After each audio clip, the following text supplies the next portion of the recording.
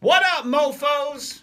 I almost forgot to turn this on. I started blah blah, dear diary, and I hadn't even gotten this ready. So you would have been deprived, all 27 of you that watch this behind the scenes. But each one counts, and that's what matters. So we're going behind the scenes. This week, it is Zack Jackson's guide to throwing a party.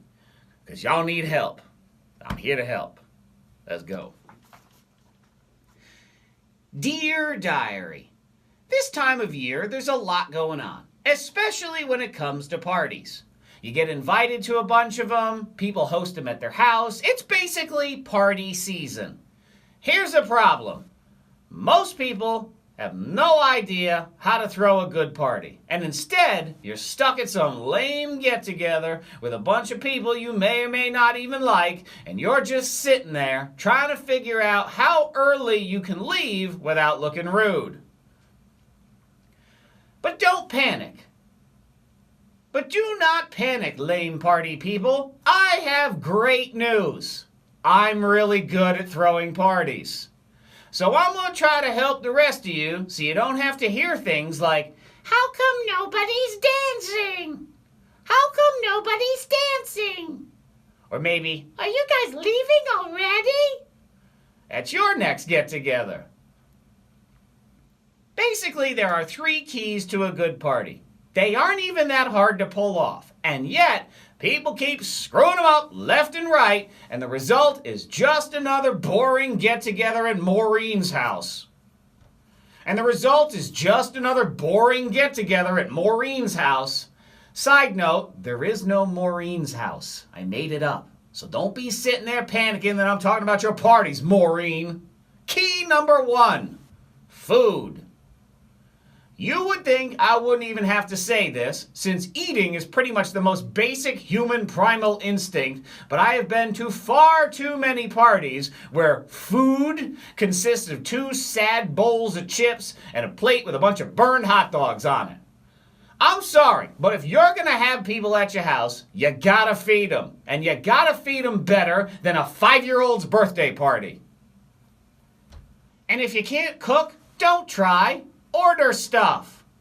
Or hey, it's totally fine to do the potluck thing and have everybody bring something to share. But if you do that, you also got to tell them what to bring in advance. Don't just say, oh, anything's fine, because then your lazy moochy friends are all going to show up with the same box of store-bought chocolate chip cookies nobody wants to eat. Key to a good party number 2, alcohol. Specifically, having enough of it on hand and not running out. Ain't nothing sadder than a halfway decent party crashing into the side of a mountain because the host only bothered to buy a 12-pack and 2 bottles of wine. You want your friends to have fun at your party, right? So then plan in your optimistic little mind that you're going to throw the best stinking party they've ever been at. So stock the bar like that's going to happen. And furthermore, stock the bar with variety. Everybody's got different tastes. So just because you only drink Bud Light Lime-A-Ritas doesn't mean anybody else on earth does. So make sure you got a little something for everybody. I went to a party once, and there was a lot of great stuff going on. And there was lots of booze. Problem was, the only drinks being offered were bourbon and IPA beers. Okay, maybe you love choosing between that really burny alcohol or this super bitter beer, but for the love of God, man, ain't no shame in throwing a few Miller Lights in that cooler for people that don't. And one final thing on alcohol. You're a grown-up now. Stop trying to throw a BYOB party. You're an adult. You have a job. Quit acting like you're throwing a party in your junior year dorm room in 1997. And here's a crazy little thing about having a grown-up party with grown-up friends. Most people will bring you something anyway as a gift. So now you've got even more drinks on hand. Finally, key to a good party number 3, music. For the love of God, you gotta have music at your party. It blows my mind when I show up at somebody's quote-unquote party and there is no music playing. Nothing. Just boring small talk and Awkward silent pauses. Look, you don't have to pay Major Laser to come to your house, but you gotta at least have something going on in the background. Anything!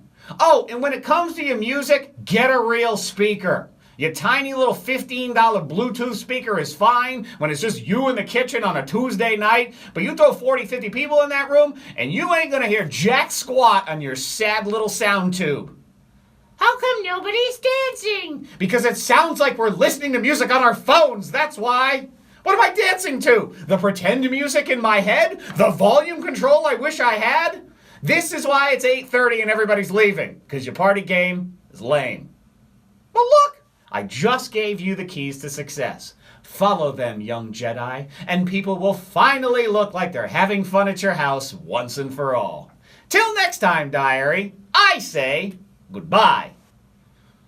Yo, I'm just here to help. Sick and tired of going to your boring parties, and I don't want to have you over all the time either. So if we can just get this going, make it happen, follow my tips, you're good to go. AngerDiary.com for all these anger diaries. Have a good one. Catch you later. Bye. Shake, shake, shake your booty.